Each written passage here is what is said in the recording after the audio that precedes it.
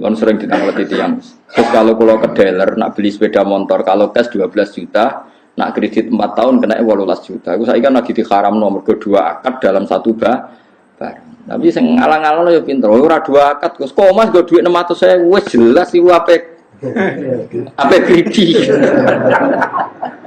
Bata fikir-fikir.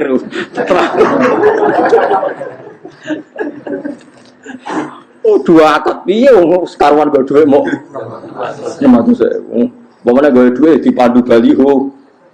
Uang 600.000 pulang bawa sepeda motor. Mesti milih mok sitok. Eleng-eleng melane nabi ne wong akeh riba yo dosa tenan fa illam tafalu fa adzanu fi harbin minallahi wa rasuli tapi wong kok ora nambah iki ora diakal tenan medhit kok nganti ngono pemene kena situ akeh bolak-balik wis ora cocok lho nggih to misale kula utang Mustofa 2 juta ayo ngono kula diutang Mustofa 2 juta omah kula Rembang gara-gara kula ora nyaur-nyaur Mustofa ku nagih teng Rembang bali piro to misalnya tiap nagih pun tak ada duit 200.000, dan nak nagih pun biru 400.000. Karena misalnya SMS-an tidak biru, misalnya nelpon tidak biru, urung mangkele. Karena ngono kalau nyaure mau pas 1 juta, padahal nagih bolak-balik. Lah misalnya sampean ngomong salah ya nagih wae repot. Sing ngomong sapa? Ya mesti salah ra nyaur ya ora ono bare nek ngono. Mulane agama ora oleh ngono. Pokoke ila antakuna tijarotan antar mulane urip saling rido, utang sing pantes wae nyaur ya nyaur dadi gak bulet. Kok karu-karuan gitu. Korupet agama nek stok napa wis tok jual beli ku rumpet. Nah, ciri sing diceritakno Kanjeng Nabi itu kan tepaan, kaya Nabi Sulaiman, Nabi Dawud itu tepaan. Nah, tepaan itu saged riyen kaya kasus sing diceritakno Nabi napa niku. Wa Dawud wa Sulaiman id yahkumani fil harsi id nafashat fi ghanamul qaum wa kunna li hukmihim syahidin. Fa fahamnaha Sulaiman wa kullan ataina hukma wa ilma. Jadi ana wong di wedhus iku lala wedhus wedok. Muga wedhus lanang yo bingung Nabi Sulaiman. Untung wedhuse wedhus itu. Jadi Sulaiman ra bingung barokahe kondisine wedhus iku. Wedhus wedok susune lagi pasake. Mangan tandurane wong. Ya ora roh sing dipangan senile wedhus apa ora walhasil takok Nabi Dawud diputusno wedhus iku disita. Bareng takok Nabi Sulaiman ora ngene ae. Tanduran kon dandani sing di wedhus, terus wedhuse kon manfaatno sing duwe tanduran.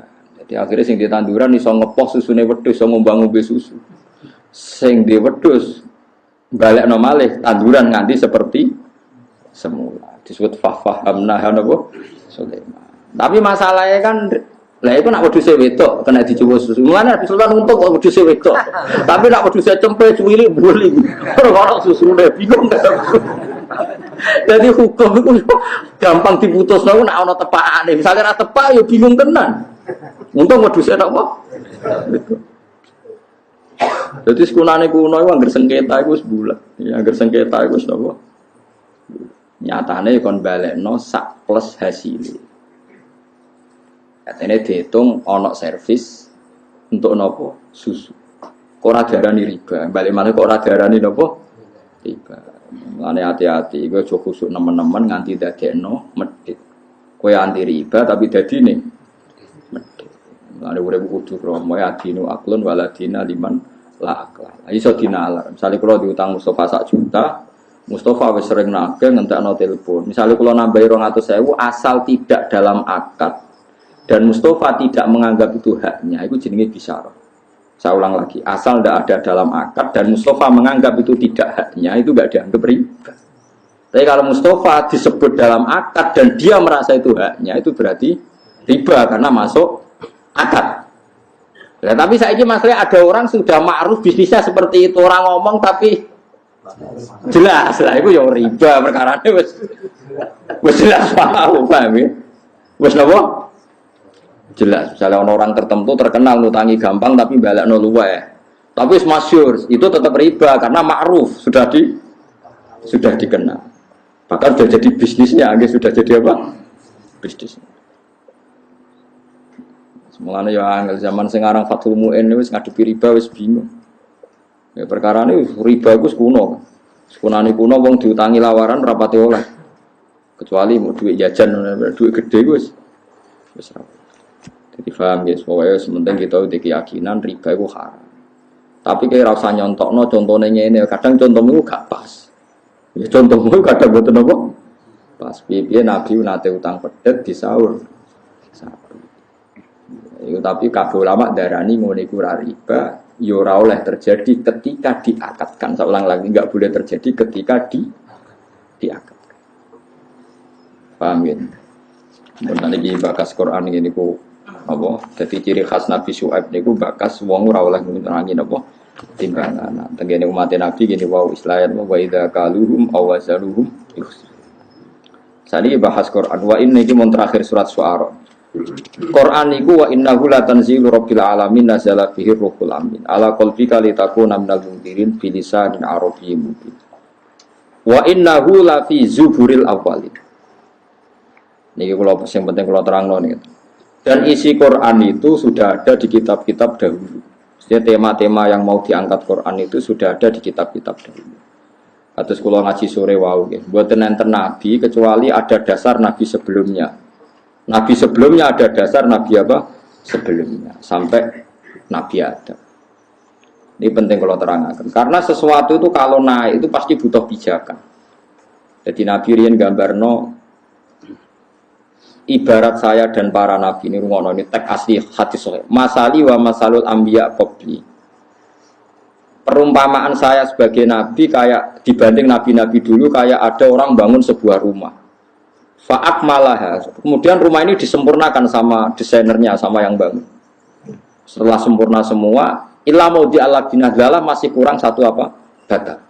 Kata orang-orang yang melihat, rumah ini akan sempurna andekan satu bata ini yang kurang diselesaikan. Fa'ana tilkal labina, kata Nabi, ya saya yang jadi bata nopo terakhir itu sebagai penyempurna rumah itu atau sebagai penyempurna para nopo Nabi.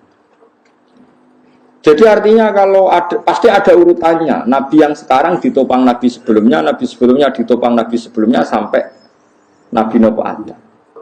Terus Nabi Muhammad sudah memaklumatkan diri bahwa enggak akan ada Nabi setelah Nabi Muhammad Shallallahu Alaihi Wasallam. Ini penting kalau aturakan.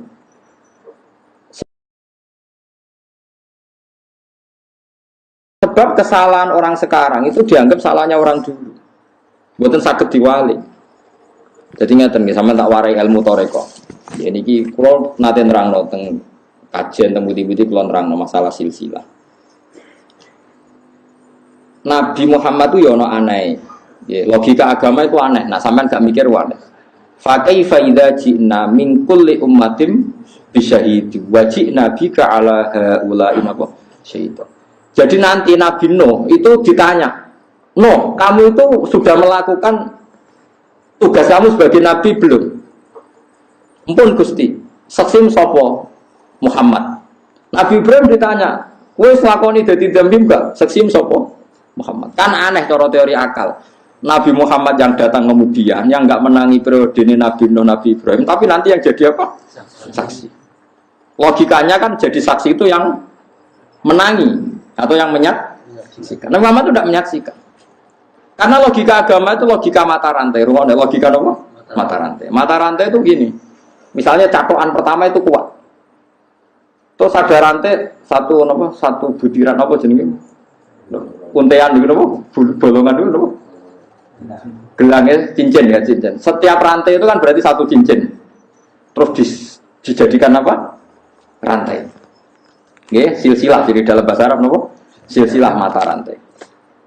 Kalau lingkaran cincin ini cek nyatok, berarti atasnya bisa dicatoki. Yang kedua iso nyatok yang pertama, yang ketiga nyatok yang kedua. Nganti nyatok berarti yang kedua iso dicatoki. Sekarang ada rantai panjang ditarik dari bawah, kok enggak rontok? Enggak rontok semua, berarti yang atas benar.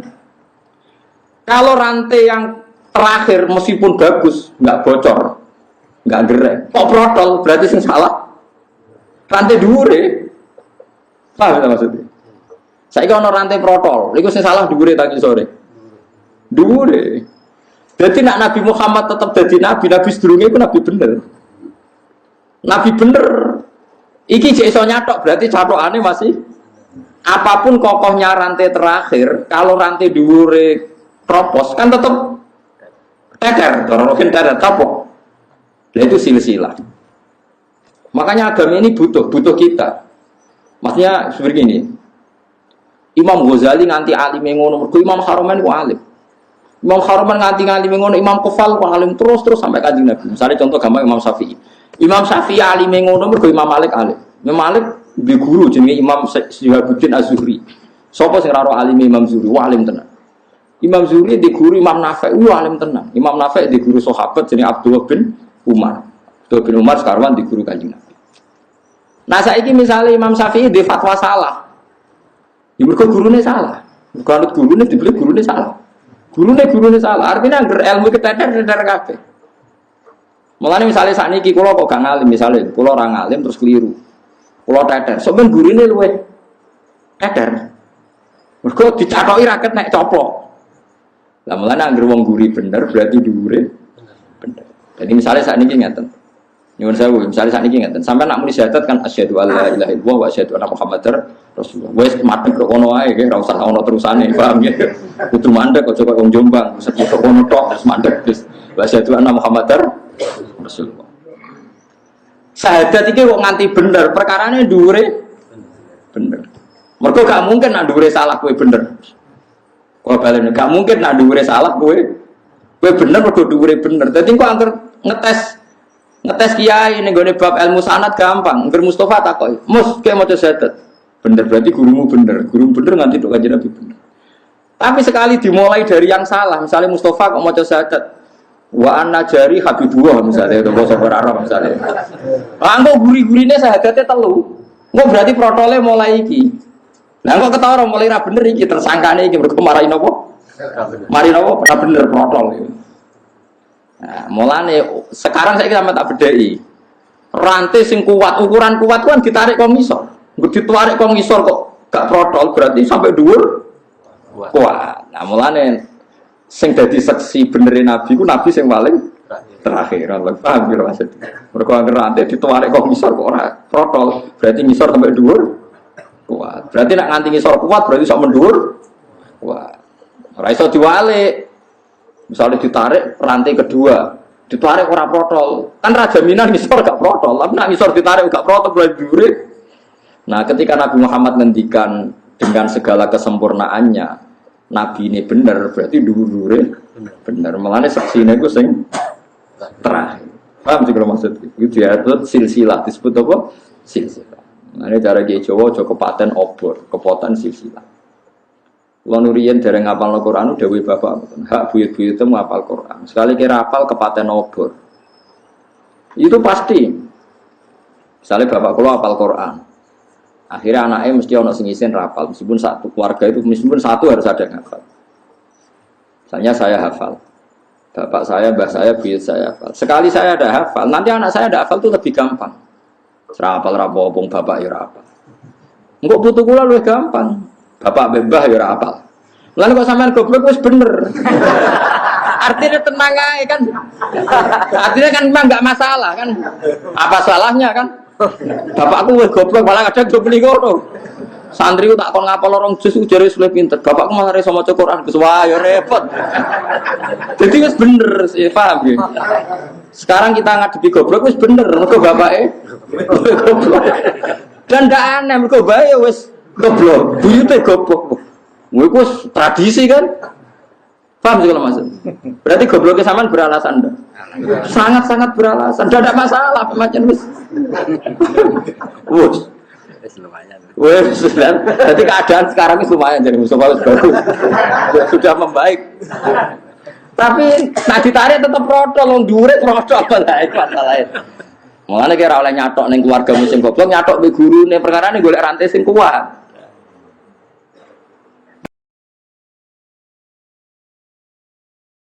Tapi aku mau mbok cacoki bisa. Jadi mulane agama iku butuh silsilah. Ukuran silsilah ku sing ngisor. Mulane bukti nak ke Indonesia ku alim-alim, nganti saiki sing wong Indonesia alim ya alim tenan. Enggak, wong Indonesia ku alim-alim lho. Riyen Syekh Mahfud yo alim tenan. Ngantos sakniki wonten Mbah Mun, wonten Mbah Dimyati Pandeglang, terus wonten sinten Mbah Fadl Senori, alim-alim tenan. Nanti sakniki cak nom-nom nggih alim. Lah sampean sing the best teng Mesir rata-rata ge cah Indonesia. Mergo mbah-mbah alim, gurune ya alim. Sekali wis ora alim yo bluwet kabeh kono sing mulai bodho. Lan nek sampean bodho tenang, wis ana sing ngawi wis ya bener maksudnya wis. Yo jenenge silsilah, napa mata napa rantai. Mulai kaya kula kok sekali coplok, bahaya teng anak kula. Anak kula coplok luwih bahaya. Mulane corong Jawa aja kepaten obor-obor sekali mati ku silsilahnya nanti napa panjang.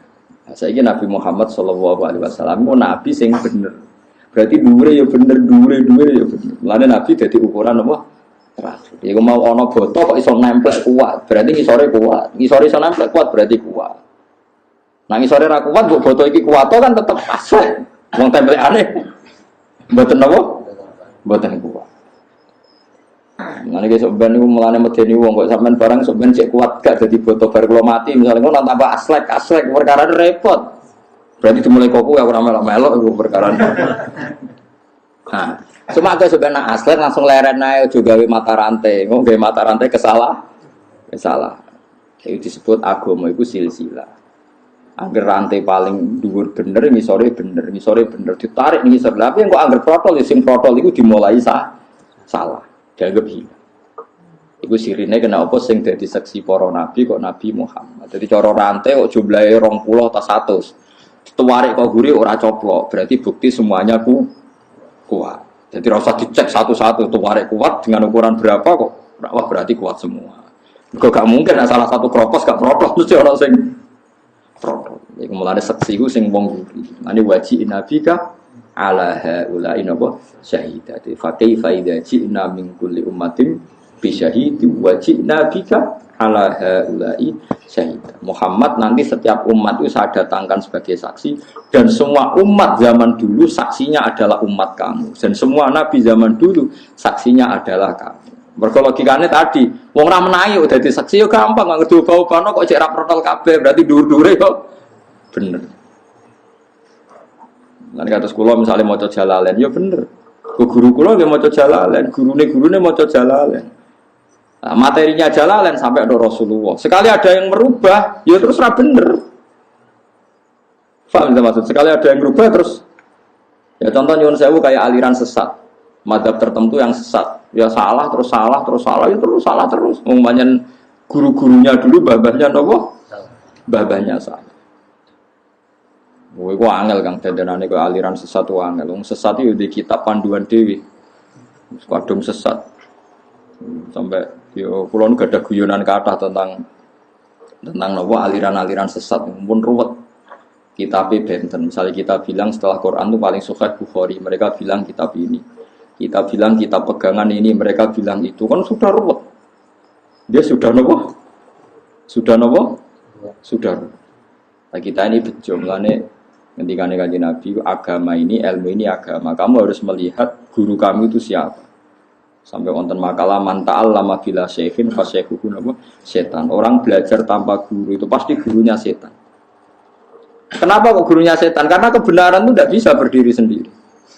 Coba orang itu tidak bisa loh Kang ngomong kebenaran meskipun ditulis. Misalnya cacilik, saya ngomong begini. Cung sing penting ku mangan. Terus dia hanya berdasar teks, memang ada kata teks, sementing umangan. Terus cilik umangan terus gak tahu ngombe kan dia mati. Tapi beda kalau dia diasuh guru, diasuh pembantu atau ibunya. Sementing umangan cung semangan. Ternyata ya diombeni, bar mangan didusi, wayang nguyah ya dicawii. Sehingga dia menyimpulkan meskipun yang dikatakan sing penting mangan ternyata ada sekian hal yang penting. Tapi kalau Anda hanya percaya teks saja, ngetek berat.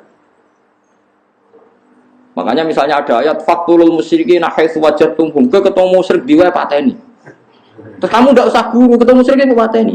Padahal kita menangi Rasulullah tidak selalu kalau ketemu musyrik mateni. Kita ketemu sahabat tidak selalu kalau ketemu orang musyrik dipateni. Bahkan Rasulullah punya akad perdamaian dengan kafir dhimmi. Guru-guru kita ya biasa kulaan Cina, kaji-kaji ya biasa dagangan sampai Cina. Kok ramen dipateni? Sesuai kan mikir, yo no kontak pateni, yo no kontak berdamai. Mergo nganggo guru, nak nganggo tektok. Fatul musyrikina, wajah temu mesti dia ketemu. Nah itu makanya ahwal, makanya disebut di ilmu tarekat ahwalul masyayikh. Perilaku masyayikh itu master, bukan tek tapi perilaku masyayikh. Karena kalau tek itu punya masalah seperti ini tadi. Bang, ya mulanya ngaji guru sampai menguasai ahwalul masyayikh. Ini apa ahwalul masyayikh? Ahwal itu satu perilaku.